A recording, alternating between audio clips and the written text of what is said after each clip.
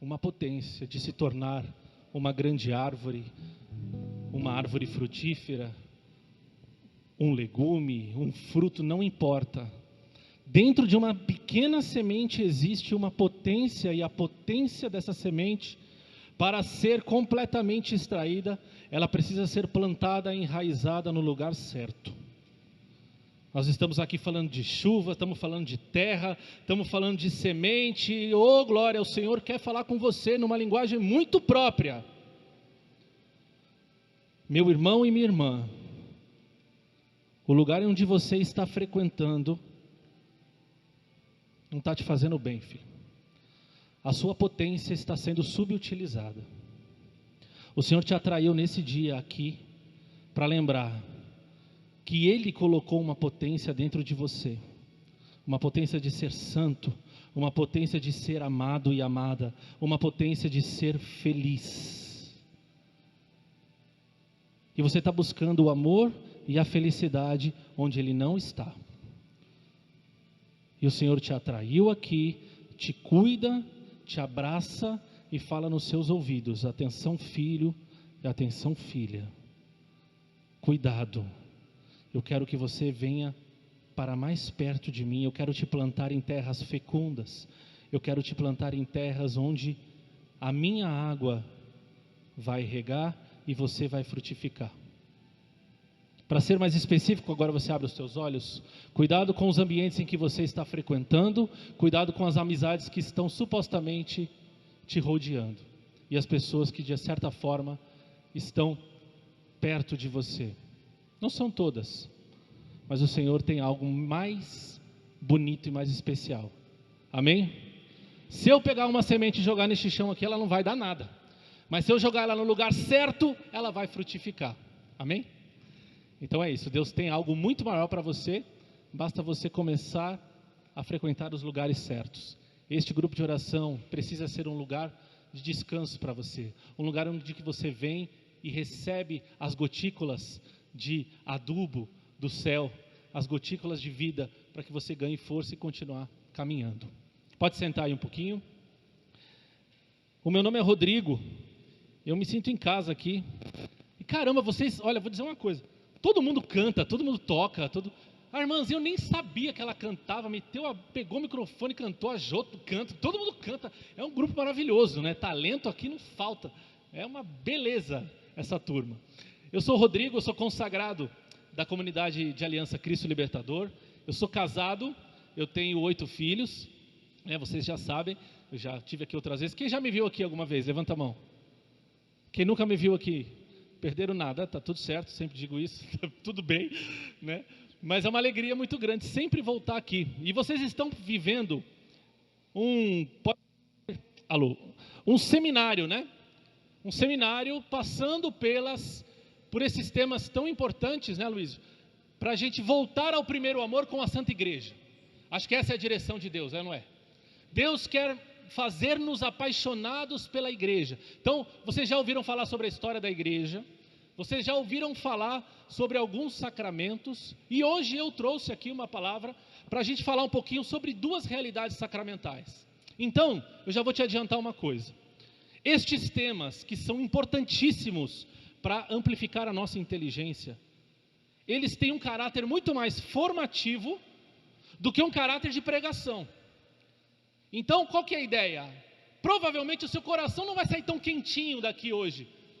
Quer dizer, vai, né? Porque os irmãos aqui rezam deliciosamente, é tudo maravilhoso, o Espírito Santo completa tudo. Mas a tua inteligência precisa sair incomodada. A sua razão precisa sair daqui incomodada. Nós precisamos de conhecimento para poder se apaixonar ainda mais. Como é que a gente pode se apaixonar por aquilo que a gente não conhece? Santo Agostinho nos ensina isso, né? Não tem como, a gente precisa conhecer para que este conhecimento desperte em nós paixão e atração. Muito bem, então nós vamos falar sobre 2 realidades sacramentais. Repete assim comigo: ordem e matrimônio. Matrimônio. Ixi, eu acho que vocês estão meio dormindo assim, irmão. Levanta seu braço direito e diz: Senhor Jesus, eu autorizo o pregador atacar o microfone na minha cabeça, se eu dormir, de modo que ainda hoje nós estejamos juntos. Senhor Jesus. Amém. Então tá tudo bem, agora nós estamos alinhados, contrato assinado, vamos seguir para a gente refletir sobre esses temas que são super importantes. Bom, sacramento. O que é sacramento, meu povo? Alguém fala aí, rapidinho, alguma coisa. Vou conversar com vocês, para vocês darem uma... Sacramento, o que é sacramento? Primeira coisa que vem na sua cabeça. O servo também pode responder. Sagrado, o que mais? Mais duas pessoas. Aí é contigo. Consagração, o que mais? Batismo, esse é um deles. O conceito de sacramento. Quero lembrar, talvez algum palestrante, pregador já tenha passado por aqui. Sacramento é sinal visível de uma graça invisível. Um sinal visível de uma graça invisível. Sacramento, na verdade, quero ver se vocês estão bem acordadinhos mesmo. Quantos sacramentos tem na nossa igreja? Mais forte. Mais forte. É isso aí, 7 sacramentos existem na nossa igreja. E estes sacramentos, eles são como uma estrada pavimentada, linda, perfeita, que nos levam para o céu. De modo que nós ainda conseguimos experimentar essa realidade transcendente, ainda vivendo aqui. É como um beijo do céu na terra. É como uma união entre o céu e a terra. É como se Jesus tivesse dado para nós estas realidades sacramentais para dizer: eu quero tocar vocês, eu quero que vocês me toquem, eu quero que você participe, para usar um termo mais teológico, da minha realidade e da minha natureza. Eu quero fazer com que você, homem, você, mulher, venha participar da natureza de Deus de modo ativo, de modo perfeito. Então nós podemos tocar nos sacramentos como via de relacionamento com Deus, para que nós possamos participar da realidade com Deus. Vocês já ouviram falar de batismo, não quero falar de novo, mas o batismo é isso.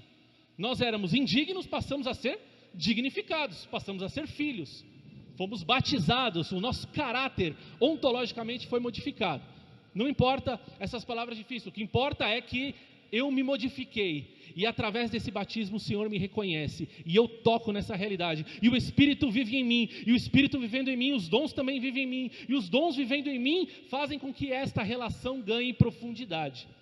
Então, a partir da realidade sacramental, tudo isso que eu estou dizendo tem um nome, é a graça santificante. Diga assim, graça santificante. A graça santificante, meus irmãos, é o fruto principal que produz em nós a realidade sacramental. Vou repetir, com calma.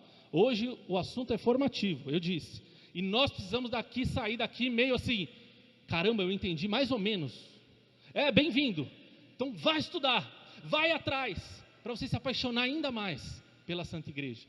Então a realidade sacramental provoca em mim e em você uma graça santificante, uma graça que nos santifica, uma graça suficientemente inteira para me fazer santo, para me fazer alguém participante da realidade de Deus. Então, eu anotei algumas coisas aqui. A graça santificante de fato é a modificação de Deus em nossas almas, nos participar da natureza dele, não é? Uma espécie de relação matrimonial. Aí você vai guardando aí esses conceitos, né? Uma espécie de, quanto mais eu me relaciono com Deus, mais essa graça me santifica. E quanto mais essa graça me santifica, mais vontade de me relacionar com Deus eu tenho. E isso vai ganhando força e ganhando potência. Quem provoca tudo isso em mim, você já aprendeu, são os sacramentos. Eles servem para isso, para produzir e potencializar em mim e em você uma graça que é santificante, uma graça que nos santifica, não é? A realidade sacramental é o que temos de mais elevado, santo e transcendente. É a forma de tocarmos a humanidade santificadora de Cristo. Então, uma outra coisa importante, né? A partir disso, então, eu estou dando um panorama geral para que vocês possam entender a importância e o peso e a relevância da ordem e do matrimônio. Então vejam, a gente está aqui na esfera de cima, dos conceitos, para que serve o sacramento, certo? Sacramento é uma graça, é uma ação visível de uma graça invisível. Os sacramentos produzem em mim e em você graça santificante, que é o caminho, uma estrada pavimentada para me fazer santo, para me fazer chegar na minha meta, para me fazer chegar bem aonde eu tenho que chegar. Jesus instituiu os sacramentos como via segura de relacionamento com Ele. Onde eu encontro a plenitude dos sacramentos? Na Santa Igreja Católica Apostólica Romana, que nós cantamos aqui, né? Você sabe por que a nossa igreja é apostólica? Moleza, né? Caramba. Então responde. Alguém? Por causa dos apóstolos. Nossa igreja é apostólica porque nós somos uma igreja de sucessão apostólica. Primeiro o Papa foi Pedro e assim sucessivamente, até o nosso querido Papa Francisco, que está mal de saúde, inclusive reze pelo Papa Francisco. Então nós somos uma igreja de sucessão apostólica. Pois bem, os sacramentos então têm essa função. Aí, eu quero só conceituar uma coisa super importante para vocês. Todo sacramento, ele tem elementos fundamentais para que eles sejam válidos, para que eles sejam reais e sejam concretizados santamente. Eles são matéria, forma, ministro e a graça sacramental. Não vou entrar em muitos detalhes, mas todo sacramento precisa ter matéria. Exemplo, qual é a matéria do batismo? Água. Vocês já aprenderam isso, não? Tá todo mundo. Bom, aprendendo uma catequese, estou dizendo, já estão meditando isso aqui. Qual é a fórmula? Uma fórmula não precisa repetir, mas existe um rito, né? Uma fórmula a ser proferida para que o batismo seja válido. O ministro ordenado, o ministro responsável para ministrar o batismo, né? E a graça sacramental. Rodrigo, qual a diferença? Você está falando muito rápido, tem um monte de coisa que eu não estou entendendo. Diferença de graça santificante e graça sacramental. Rapidinho para vocês entenderem. Graça santificante é esta graça sobrenatural, importante, que me impulsiona e me leva a uma vida de santidade, de modo bem objetivo e geral. E a graça sacramental são graças específicas, que dependem especificamente do sacramento em questão. Exemplo, eu sou formador de casais lá na minha comunidade, nós temos uma formação que se chama Vinho Novo, e a gente sempre está formando casais que estão já casados, casais que estão em crise, geralmente os casais estão tudo em crise mesmo, está tudo bem, a gente ajuda, né? Ou casais de namorados, noivos, e aí uma vez um irmão chegou assim para mim e falou, ele era noivo, eu não estou dando conta, não estou conseguindo, não sei responder algumas coisas, a minha vida não está andando, eu acho que essa relação não vai funcionar. E eu disse para ele, meu irmão, deixa eu te dizer uma coisa, você está querendo degustar uma graça sacramental antes do sacramento. A graça sacramental é tipo uma mala de ferramenta. Você já tentou tocar o sifão de uma pia com uma chave de fenda? Não vai dar certo, Está errado, essa ferramenta não serve para trocar o sifão. Mas se você chegar num lugar e falar, eu preciso de uma ferramenta, bem que o sifão a gente troca hoje em dia com a mão, né? Foi o primeiro exemplo que veio na cabeça. Mas está aqui uma ferramenta adequada. Para quem cozinha, né? Já pensou fritar um ovo, num bule de café? Vai dar certo, mas vai ser complicado, esquisito. Você não vê o ovo direito, fica esquisito. Não, mas está aqui uma frigideira, com aqueles materiais que não grudam o ovo, maravilhosos, e aí você vai falar, agora ficou bonzão, você fica até fazendo ovo gourmet, né? Até porque está todo mundo podendo comer ovo à vontade, graças a Deus. E aí você vai e fica top. A graça sacramental é essa.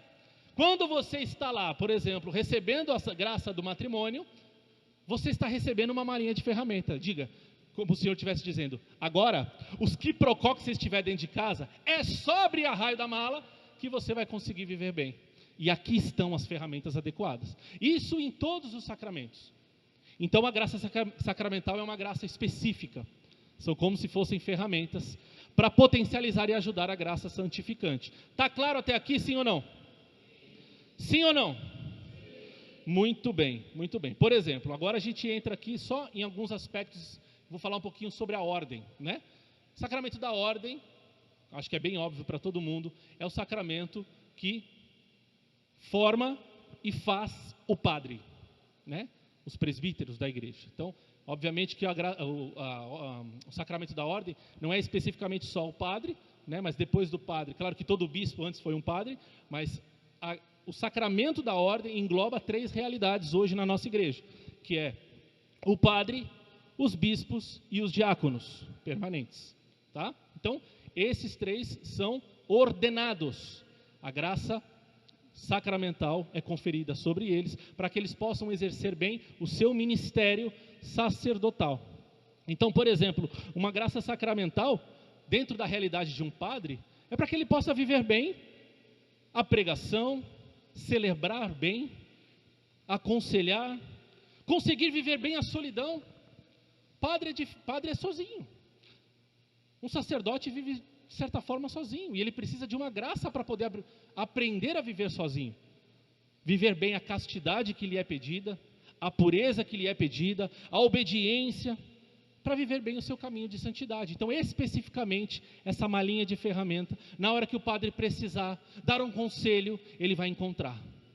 Porque é através deste sacramento que esta graça é colocada a serviço do povo. É por isso, inclusive, que o sacramento da ordem é conhecido como sacramento de estado de vida e sacramento de serviço.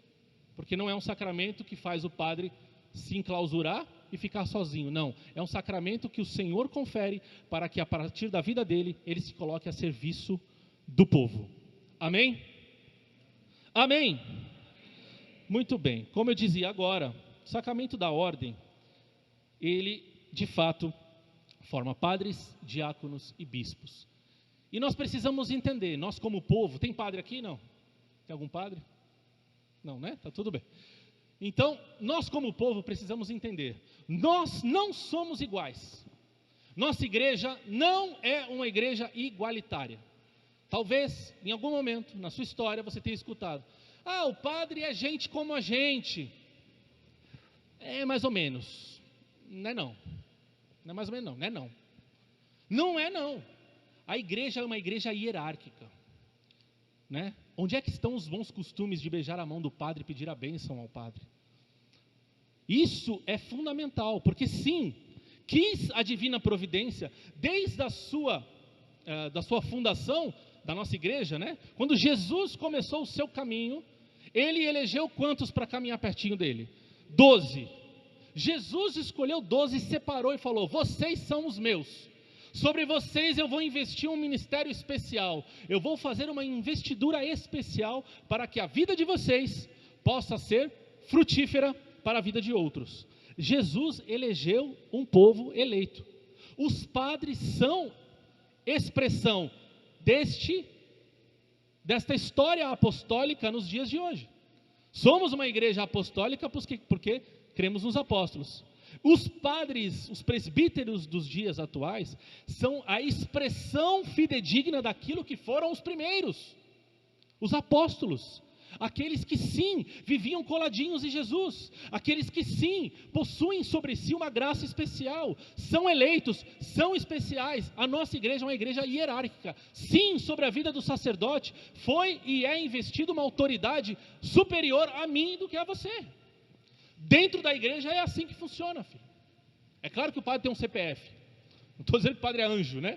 É um ser diferente. Não, ele tem um CPF, corre sangue na veia dele, está tudo certo. Mas existe uma graça sobre ele que eu e você precisamos reconhecer. E precisamos começar a entender a dimensão disso, para nos apaixonarmos mais pela igreja e por aquilo que são os padres, por aquilo que eles podem conferir a nós. Uma humanidade sem padre, ela não se subsiste. Porque uma humanidade sem padre não pode se confessar. Uma humanidade sem padre não pode receber a Sagrada Comunhão, que são os 2 sacramentos fundamentais e específicos da vida sacerdotal. A unção dos enfermos também, né? Só o padre pode realizar, mas especificamente para que a humanidade consiga se subsistir. Você já imaginou que seria uma humanidade sem poder se confessar, ou seja, sem poder restaurar a graça santificante perdida pelo pecado?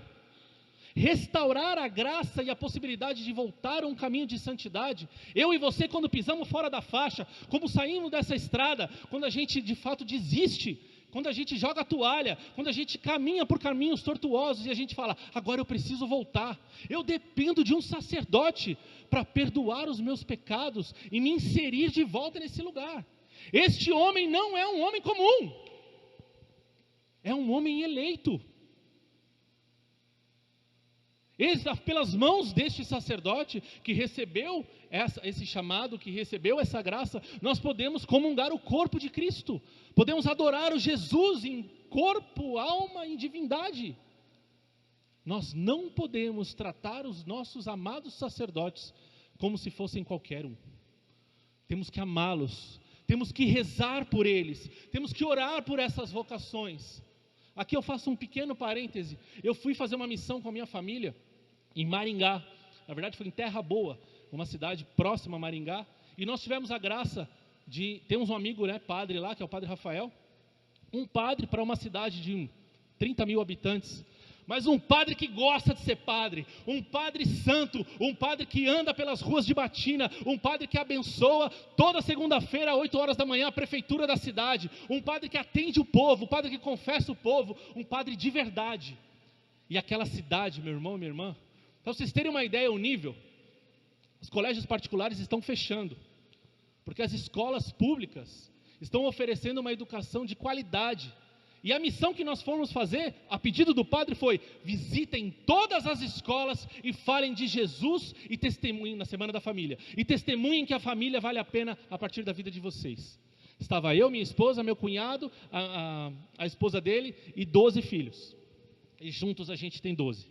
Então a gente chegava lá, parecia sei lá o que, você imagina. E a gente dando testemunho, e aquela cidade viva, uma cidade animada, uma cidade que vive uma relação com Deus, porque tem um sacerdote que segura em mãos de ferro a espiritualidade daquela cidade.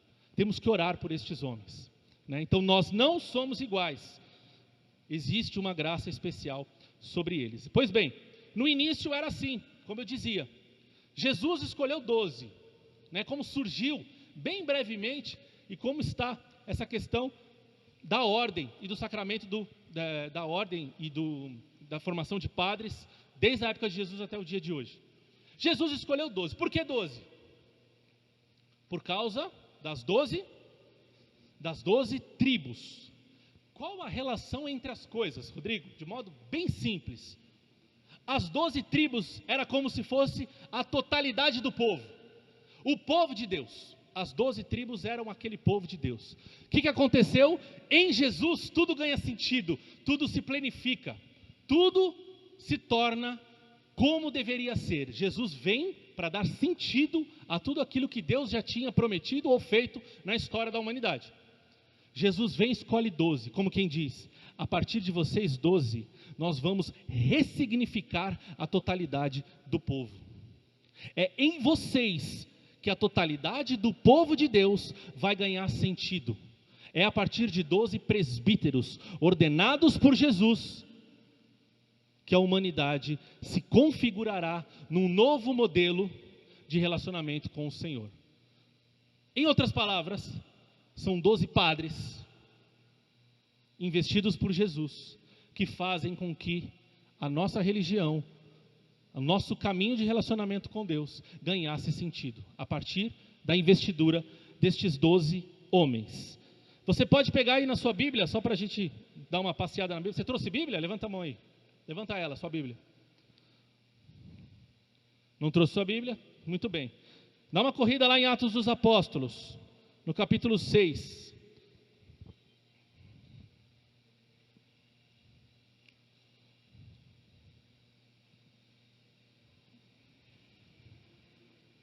Amém? Misericórdia.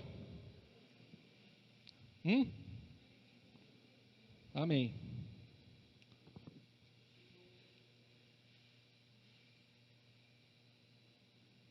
Atos 6, de 1 ao 7. Amém.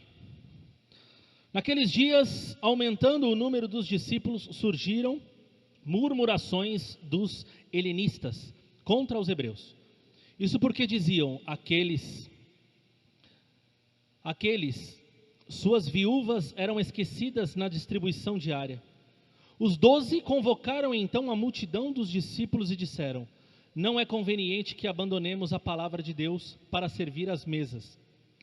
Você sabe o que significa isso? Não é conveniente que abandonemos a palavra de Deus, a pregação, para que possamos continuar celebrando. Jura? Toma na água. Vamos nessa, Luiz. Para servir, precisamos de ajuda para celebrar as santas missas. Precisamos de ajuda para continuar a propagação dos sacramentos. Então, seguindo aí no texto,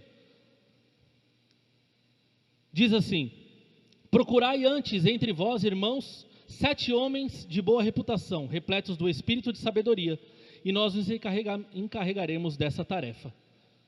E aí, claro, a gente não precisa ler o resto, palavra do Senhor, graças a Deus, nós estamos vendo aqui a investidura dos 7 diáconos que chegaram para ajudar os 12 apóstolos. Tudo isso para mostrar que esta estrutura de igreja nasceu com os 12, depois foram os 7 diáconos, depois a igreja continuou dessa forma. No ano 100, por exemplo, com Santo Inácio de Antioquia, que foi quem batizou a igreja de católica, Santo Inácio de Antioquia já era bispo. E Santo Inácio de Antioquia vivia no tempo em que ele se relacionava com os próprios discípulos. Fazem parte dessa comunidade cristã, dessa comunidade católica, da primeira esfera. Então a estrutura da igreja já vem desde esse tempo, Então, a vocação sacerdotal é uma vocação instituída pelo Senhor, Em que momento o Senhor institui a vocação sacerdotal nas Sagradas Escrituras? Nosso tempo avança, então a gente não vai pegar.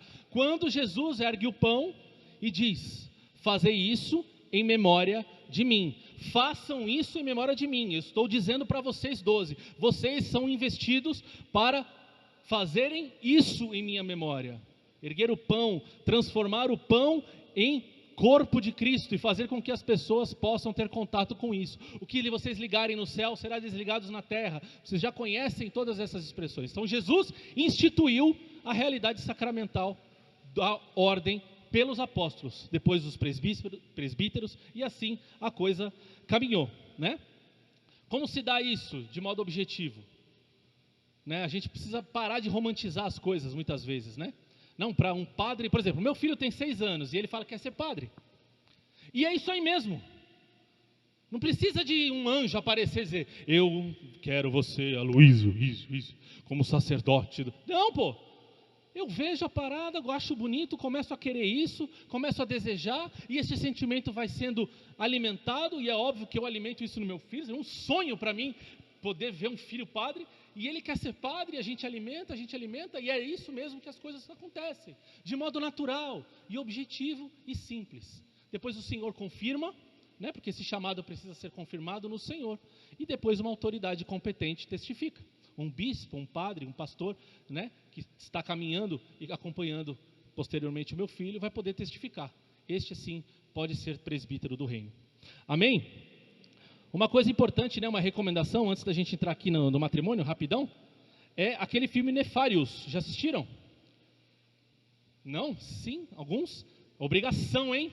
Obrigação, filmaço, Nefarius, para vocês entenderem como fica o demônio quando ele descobre que vai chegar um padre para trocar uma ideia com ele. Tá bom que o padre que chega dá uma decepcionada, mas o papo não é sobre o padre, mas sim sobre como o demônio fica na presença, possivelmente ficaria na presença de um santo padre, para vocês entenderem a dimensão da graça ordenada. Então, tudo bem aqui com a questão dos presbíteros, dos padres e bispos e diáconos? Sim ou não? Sim. Seguindo o nosso cronograma aqui rapidinho, vamos falar do sacramento do matrimônio.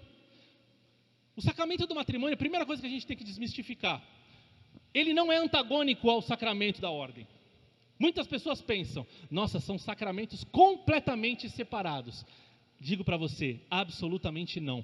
Sabe onde eles se unificam? Eles se unificam quando um padre conscientemente sabe de sua missão, olha para a realidade matrimonial, porque no final do dia, tudo será sobre ser casado com o Senhor. O meu casamento, ele é um prelúdio daquilo que será nas núpcias do Cordeiro, de Apocalipse. Quando nós chegarmos diante do Senhor, e o meu relacionamento com Ele, sim, vai ser um relacionamento planificado. Então a minha esposa me ajuda a me relacionar com Cristo aqui. E eu olho para o sacerdote e eu digo para ele assim: eu estou chegando. Você já vive aqui o que eu vou viver logo logo. Você já vive gotículas e ainda que imperfeitamente, uma dimensão de relacionamento com o Senhor que nós estamos em treinamento. Nós vamos chegar lá. Então são uma relação completamente em comunhão. E essa é a beleza dessas duas vocações e desses dois sacramentos, né? Então, uma coisa muito importante: sacramento matrimonial, ou seja, a relação entre um homem e uma mulher, é algo que surgiu de ordem natural. Deus criou o mundo assim. Vocês conhecem a história da criação. Deus fez o homem e fez a mulher. E se você vê a narração das Sagradas Escrituras, você vai ver, Deus fez é bom, é bom, é bom, é bom, é bom, é bom. Quando Deus faz o homem e a mulher, Ele vê que aquilo era muito bom. Ele faz uma expressão: nossa, agora sim a criação está perfeita. Deus não fez o homem para ser só. Deus fez o homem para ter alguém que lhe acompanhasse, para alguém que planificasse a imagem e semelhança. Quando Deus fala também, vocês são, né, o Senhor usa uma expressão que traz uma realidade do plural, imagem e semelhança daquilo que eu sou. Então, a família, a relação de um homem e uma mulher, vivido santamente, é expressão daquilo que Deus é. Em que sentido, Rodrigo? Em todos. Um homem e uma mulher unidos é como Deus unido com a igreja, é como a igreja unido com o Senhor. Eu, quanto cabeça da minha casa, você, homem, quanto cabeça da sua casa, precisa amar a sua esposa como Cristo amou a igreja, diz São Paulo na carta aos Efésios. Temos que nos sacrificar por ela, temos que nos doar por ela, temos que amá-la intensamente. E a mulher como a igreja, que se doa, que ama, que se gasta, que serve, que ajuda, que faz dar certo, cada um fazendo aquilo que tem que ser feito. E um casamento é a expressão daquilo que Deus é. E por isso Satanás quer, de qualquer jeito, destruir as famílias. Lúcia disse isso numa carta. A última estratégia de Satanás é destruir as famílias e os casamentos. Por quê? Porque a família, sobretudo na figura do homem e da mulher, é a expressão fidedigna daquilo que Deus é. Por isso, o Senhor elevou, apesar desta relação ser uma relação natural, em Jesus, o Senhor Jesus elevou esta relação natural. Quando eu falo relação natural, é bem claro para todo mundo que já está ontologicamente, já está dentro da natureza do homem, já faz parte do plano criativo. Quando alguém fez esse banco aqui, alguém fez esse banco para que ele seja sentado. Faz parte da natureza do banco que alguém coloque o bumbum aqui, sim ou não? Ele não nasceu para que eu fique em pé, para que eu improvise, para que ele vire... Não, ele nasceu para que alguém sente nele. O homem e a mulher foram criados estruturalmente para viverem um com o outro. Isso faz parte da natureza. Quis Jesus, a partir dessa natureza, elevar esta relação a um grau mais alto, a um grau de sacramento. Ou seja, faz parte daquilo que nós falávamos no início. Caminho de busca pelo céu, graça santificante, graça sacramental. E aí eu não preciso repetir, porque você já está comigo. Você já está aqui na página, a gente já está caminhando junto, não é? Então, a realidade elevada a sacramento, ela ganha uma perspectiva muito elevada de indissolubilidade. O casamento, não quero fazer aqui a ideia era um pouco essa, mas fazer aqui um caminho histórico. Mas o sacramento do matrimônio, a realidade sacramental, ela é indissolúvel. Mas por que ela é indissolúvel, Rodrigo? Num plano espiritual, porque ela é reflexo da relação de Cristo com a igreja. E se eu sou como homem na minha casa, se eu sou reflexo daquilo que Cristo é, eu sou fiel e essa relação ela nunca vai se romper. Se a minha esposa é Cristo para mim, se a minha esposa é a igreja, para com Cristo, essa relação não pode ser uma relação que seja passível de rompimento. Ela é indissolúvel. Primeira perspectiva. A segunda perspectiva, nós temos a relação com os frutos, né? Os filhos, por exemplo, que fazem parte de frutos a partir dessa relação, eles são permanentes. Ou seja, se tudo vai bem na ordem natural, pois que nós temos filhos, eles vão continuar vivos e vão viver mais do que nós. São permanentes. Se os filhos que são frutos dessa relação, que brotaram do âmago mais profundo dessa relação, são frutos permanentes, esta relação não pode ser solúvel. Ela precisa manter-se sólida para que de fato, estruturalmente, naturalmente acompanhe a vida dos filhos. E por fim, né, nós temos a questão que é o ápice da vida conjugal, a liturgia mais alta, que é o ato conjugal em si. E aqui estamos entre adultos. Ato conjugal é sexo. O sexo, ele nasceu para ser realizado dentro da estrutura do matrimônio. Ele só é bem-vindo dentro desta estrutura. Por quê? Porque ele é o ápice da vida conjugal. Sendo o sexo o ápice da vida conjugal, e sendo a família reflexo daquilo que Deus é, você já está me entendendo. Por que Satanás está destruindo a realidade familiar e está transformando a realidade sexual em algo completamente descartável, convencendo a humanidade a usar a vida sexual para uma vida de prazer e uma vida promíscua. Vai lá, pô, que isso? Que tem que se guardar para o teu marido, que nada. Que tem que se guardar para a tua esposa, que nada. Bota para fora os teus instintos. Vai ser feliz. E aí o que acontece? A busca do prazer pelo prazer. Ou seja, ato sexual sem os compromissos que são próprios dessa realidade. Sem assumir com coragem as consequências que são próprias dessa realidade. E isso faz parte da realidade matrimonial. Isso faz parte do sacramento. Porque se eu entro na via de prazer pelo prazer, o pecado que eu estou mergulhado é o pecado da luxúria. A busca do prazer pelo prazer. De um prazer venéreo. Então, homem e mulher precisam estar perfeitamente em harmonia e conscientemente preparados para receber este sacramento tão caro, tão alto, tão elevado, que é responsável para fazer cada um de nós reflexos da realidade de Deus. E a partir desta relação, assumirmos com coragem os frutos e as consequências deste, entendam o que eu quero dizer, contrato. É muito sério, é muito lindo, é muito importante. A estrutura familiar nasceu antes de qualquer outra estrutura. E hoje o que a gente vê? Por exemplo, não quero entrar em assuntos políticos aqui e não temos tempo para isso, mas o Estado nasceu depois da família, jovem. E hoje o que a gente vê? O Estado querendo dizer como é que a família se estrutura. É a família que influencia o Estado, é a família que influencia as estruturas, é na família que sai todas as respostas para uma sociedade ordenada e não ao contrário.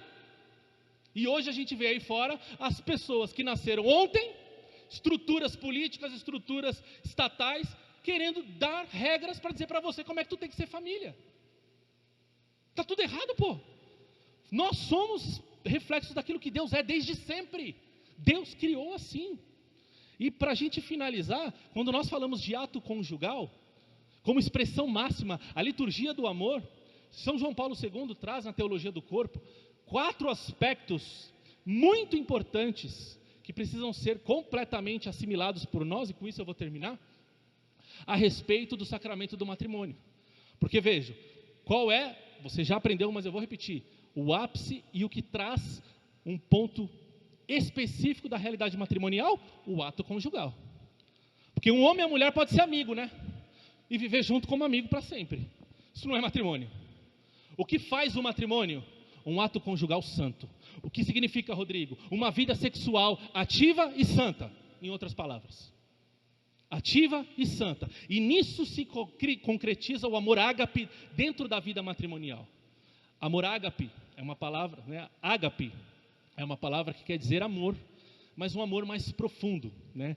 O amor se divide em 3 palavras, se nós pudéssemos puxar aqui no grego: ágape, eros e filos. Não vou entrar nisso, mas o mais perfeito deles é o ágape. Ágape é aquele amor pleno, amor sacrifício, amor doação, amor desinteresse, amor escolha, amor decisão. Isso é o amor ágape. E dentro da realidade matrimonial, o amor ágape se plenifica no ato conjugal. E ele se subdivide em 4 categorias.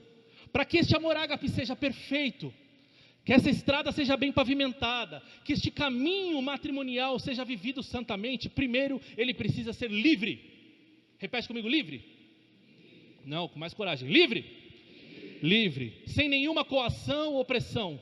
Sem usar ferramenta de prêmio ou punição. Não usar o sexo como um meio de satisfação ou uma necessidade compulsiva. Ou seja, o desejo precisa ser livre. E sim, eu estou falando de vida sexual. E nós precisamos desconstruir o que nós aprendemos a respeito desse assunto. Isso é santo. Deus quis colocar desejo em mim e em você. Deus quis colocar prazer nesta relação, porque Ele quis assim. Eu já disse isso outras vezes e vou dizer. Sabe por que Deus colocou prazer no ato sexual? Porque nós somos tão egoístas que se o ato sexual tivesse alguma dor envolvida, a humanidade acabava em 2 gerações. Porque a gente não ia ser capaz de realizar um ato sexual, sofrer em favor da criação e da garantia da prole. A gente é tão egoísta que a gente não ia fazer isso. Então Deus foi misericordioso e falou: vou pôr prazer. Porque senão esse povo, sabe o que eles vão fazer? Eles não vão realizar ato sexual. Eles não vão se unir em ato conjugal. Foi isso que Deus fez. Porque a gente é egoísta. Porque a gente não está disposto a ter sacrifício em favor do bem. Pois bem, livre, um ato de escolha decidida, consciente daquilo que se vive, sem troca, sem prêmio, sem jogatina. Este amor ágape também precisa ser total, entrega total e absoluta de um ao outro, sem reservas, sem preservar-se como a busca pelo orgasmo, sem os devidos compromissos. Vou dar uma notícia para você que talvez não soe bem. Na realidade matrimonial, segundo os ensinamentos da Santa Igreja, não existe, estamos entre adultos, obviamente, não existe ejaculação fora do ambiente vaginal, jovem. Isso para os homens. A busca do orgasmo, na sua realidade, precisa estar predisposta a assumir os compromissos e as consequências dele. E não a busca do prazer pelo prazer. Não, um homem não pode ejacular fora do ambiente vaginal. Porque isso é busca pelo prazer venéreo. Pecado de luxúria, matéria de confissão. Porque você está buscando prazer pelo prazer. Já a mulher, sim, não preciso ensinar nada sobre isso para vocês, né? Não existe compromisso de procriação, nem possibilidade de geração de vida no orgasmo feminino. Então isso é papo para outra formação, né? Que é possível que a mulher encontre o seu ápice de outras formas, desde que seja preservada a dignidade humana. Mas isso é papo para outra hora. Mas o amor total pressupõe que aquele evento eu estou totalmente imerso e disponível para assumir os compromissos que ele em si mesmo pode gerar em mim. Amor livre, amor total, tudo isso está compondo esse amor ágape. E por terceiro, tem que ser fiel. E aí é bastante óbvio, né? Fidelidade em atos, óbvio, mas também em pensamentos. Fantasiar sobre pessoas no meio do ato, violação descarada de fidelidade, adultério, pornografia, tudo isso é infidelidade deste evento sobrenatural que se chama ato conjugal. Estou acabando, não me matem, falta só um. Infidelidade. Então o amor tem que ser livre, tem que ser total e tem que ser fiel. Eu tenho que estar ali totalmente com a minha esposa, disponível para ela, absolutamente celebrando aquele momento. Lá na nossa comunidade nós fizemos um exercício muito santo, difícil, que hoje se torna mais natural, de rezar enquanto a gente realiza o ato conjugal. Sim, obviamente não, talvez vernaculamente, né? Ave Maria, cheia de graça, o Senhor, não, assim também não. Mas em pensamentos, e eu partilho isso com você sobre a minha intimidade. Eu penso em Jesus, eu penso no Espírito Santo, falo: vem Espírito Santo agora.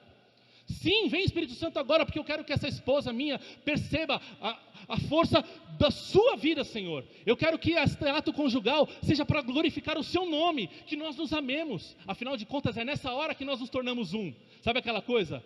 Casamento já não são 2, se torna um. Você não é um trabalhando lá no seu serviço com a tua esposa.